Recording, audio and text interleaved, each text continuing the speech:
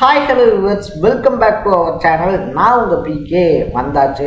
So நம்ம இன்னைக்கு இந்த வீடியோவில் யார் தலைமையில் யாரை பற்றி பேச போகிறோம் அப்படின்னு சொல்லிட்டு உங்கள் எல்லாருக்கும் ரொம்ப நல்லாவே தெரிஞ்சிருக்கும்.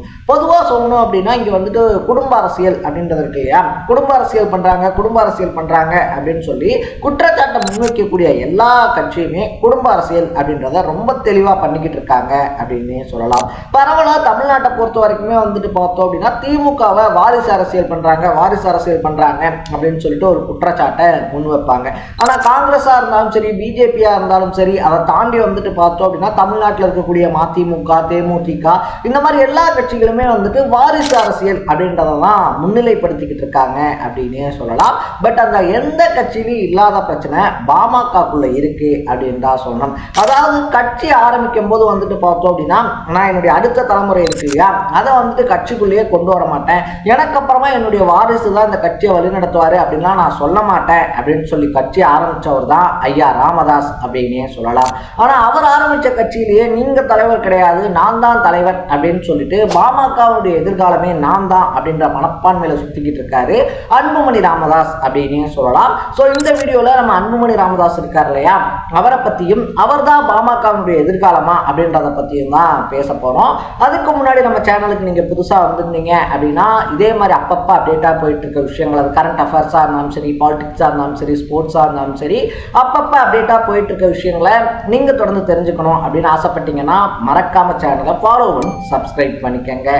ஸோ ஃபர்ஸ்ட் ஆஃப் ஆல் வந்துட்டு பார்த்தோம் அப்படின்னா ஒரு காலத்தில் நகமும் சதையும் போல அப்பா புள்ள அப்படின்னா இந்த பழைய நாட்டாம படத்துலலாம் காமிப்பாங்க இல்லையா, அப்பா பேச்ச தட்டாத புள்ள அப்படின்னு சொல்லிட்டு அப்பா கிழிச்ச கோட்டை தாண்ட மாட்டாருன்ட்டு, அந்த மாதிரி வந்துட்டு பார்த்தோம் அப்படின்னா ஒரு காலகட்டம் வரைக்குமே ராமதாஸ் என்ன சொல்றாரோ அதைத்தான் அன்புமணி ராமதாஸ் கேட்பாரு அப்படின்னே சொல்லலாம். ஸோ இதனால வந்துட்டு பார்த்தோம் அப்படின்னா குடும்பத்திலேருந்து யாரையுமே கட்சிக்கு கூட்டிட்டு வர மாட்டேன் அப்படின்னு சொன்ன ராமதாஸே வந்துட்டு அன்புமணி ராமதாஸை ஒன்றிய அமைச்சர்லாம் ஆக்கி அழகு பார்த்துருந்தாப்ல அப்படின்னு தான் சொல்லணும். ஸோ அப்படி இருந்த காலகட்டம் நல்லா தான் போய்கிட்டு இருந்துச்சு. திடுதிப்புன்னு யாரு கண்டுபட்டு என்னமோ தெரியல, ஒரு சில வருஷங்களாவே வந்துட்டு அன்புமணி ராமதாஸுக்கும் நடுவில் இந்த கருத்து வேறுபாடு அப்படின்னு சொல்லுவாங்க இல்லையா, கருத்து மோதல் வேறுபாடு, அது வந்துட்டு இருந்துகிட்டே இருக்கு அப்படின்னு சொல்லிட்டு பலருமே பேசிக்கிட்டே தான் இருந்தாங்க. பட் திடுதிப்புன்னு பார்த்தோம் அப்படின்னா மகள் வழி பேரனான முகுந்தனுக்கு இளைஞரணி செயலாளர் பதவி அப்படின்றது கொடுத்தோன்னே அந்த மேடையிலேயே அது வரைக்கும் ஐயா ஐயா அப்படின்னு சொல்லி மரியாதை கொடுத்து பேசிக்கிட்டு இருந்த அன்புமணி ராமதாஸ் பார்த்தோம் அப்படின்னா அந்த மேடையிலேயே சும்மா கொதிச்செழுந்து போயிருந்தாரு அப்படின்னு தான் சொல்லணும். இது நான் உருவாக்கின கட்சி, யாருக்கு பொறுப்பு தரணும் அதெல்லாம் எனக்கு தெரியும், நான் தரதான் வந்துட்டு பொறுப்பு, இஷ்டம் இருக்கிறவங்க இருங்க, கஷ்டம்னா வெளியே போங்க அப்படின்னு சொல்லிட்டு அன்புமணி ராமதாஸ் அவர்களுக்கு எதிராக ராமதாஸ் அவர்கள் பேசினதும் அதே மேடையில நடந்துருந்துச்சு. அங்கிருந்து தான் வந்துட்டு பார்த்தோம் அப்படின்னா கட்சியே ரெண்டா உடஞ்சிருந்துச்சு அப்படின்னே சொல்லலாம்.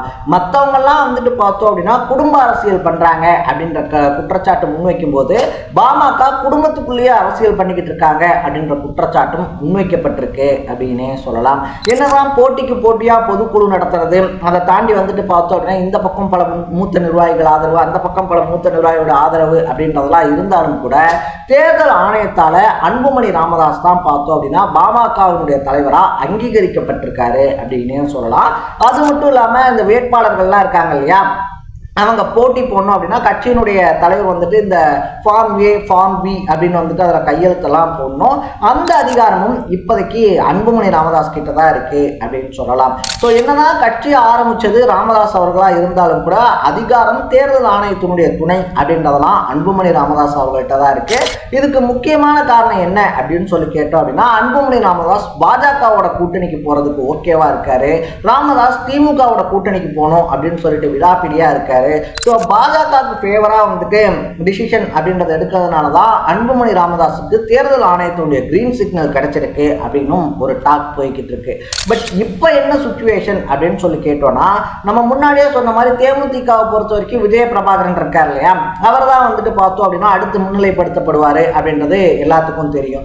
இந்த பக்கத்தில் வந்துட்டு பார்த்தோம் அப்படின்னா மதிமுக துரை வைகோ இருக்கார் இல்லையா, அவர் வந்துட்டு முன்னிலைப்படுத்தப்பட்டாரு, கட்சி அடுத்து அவர் தான் வழிநடத்த போறாரு அப்படின்றதும் எல்லாத்துக்கும் தெரியும். தெரியும். பட் இங்கே தான் வந்துட்டு ஒரு ட்விஸ்ட் அப்படின்றதே பண்ணுறாங்க. எப்போ அன்புமணி ராமதாஸ் வந்துட்டு ராமதாஸுக்கு எதிராக பேச ஆரம்பித்தாரோ அன்னையிலேருந்து நான் இவனை பெற்றதே பெரிய தப்புன்னு நினைக்கிறேன், நான் வாழ்க்கையில் பண்ண தப்பே அன்புமணி ராமதாஸை பெற்றது தான் அப்படின்ற மாதிரி அதிரடி கருத்துக்களை சொல்லிக்கிட்டு இருந்தாரு ராமதாஸ். இது மட்டும் இல்லாமல் தன்னுடைய மகளுக்கு வந்துட்டு பார்த்தோம் அப்படின்னா கட்சியில் முக்கியமான பதவி, அதை தாண்டி வந்துட்டு எந்த முகுந்தனுக்கு பதவி தரக்கூடாது அப்படின்னு சொன்னாரோ அவருடைய அண்ணனுக்கு, அதை தாண்டி வந்துட்டு பார்த்தோம்னா குடும்பத்தில் இருக்கக்கூடிய முக்காவாசி பேருக்கு முக்கியமான பொறுப்புகள் அப்படின்றத அலோகேட் பண்ணிக்கிட்டு இருக்காராம் ஐயா ராமதாஸ். ஸோ இது வந்துட்டு பார்த்தோம் அப்படின்னா ஒரு பக்கம் அன்புமணி ராமதாஸ் அவர்களுக்கு உச்சகட்ட கோபத்தையும் ஏற்படுத்தி இருக்கான். ஏன்னா என்னதான் தேர்தல் ஆணையம் இருக்கு இல்லையா, தேர்தல் ஆணையத்தினுடைய அந்த அனுமதி, அதை தாண்டி வந்துட்டு உதவி இதெல்லாம் இருந்தாலும் கூட பாமக அப்படின்ற கட்சியை உருவாக்குனதே வந்துட்டு பார்த்தோம்னா ராமதாஸ் அவர்கள் தான் அப்படின்னே சொல்லலாம். ஸோ அவர் வந்துட்டு அவ்வளோ ஈஸியாக அந்த கட்சி அப்படின்றத உருவாக்கிடலாம். அதுக்காக அவர் எவ்வளோ கஷ்டப்பட்டாரு.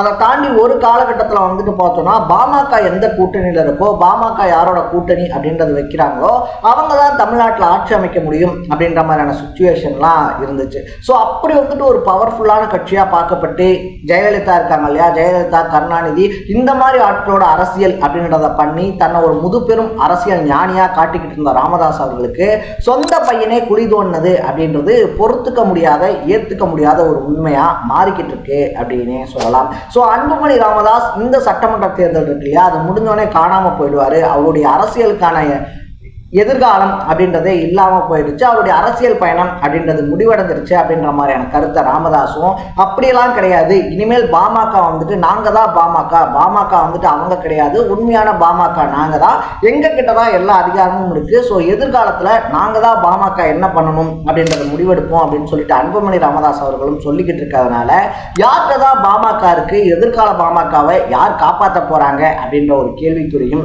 எழுந்திருக்கு அப்படின்னு தான் சொல்லணும். ஸோ இப்போ இருக்கக்கூடிய பாமகவே தள்ளாடிக்கிட்டு இருக்கும்போது எதிர்கால பாமகவை பற்றி நம்ம பேச முடியாது அப்படின்றது தான் நிதர்சனமான உண்மை.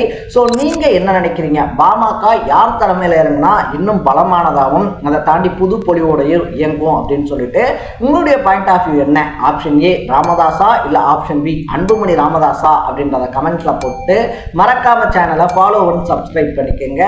நாளைக்கு இதே மாதிரி இன்னொரு இன்ட்ரெஸ்டிங்கான வீடியோட சந்திக்கலாம். Tata, bye by.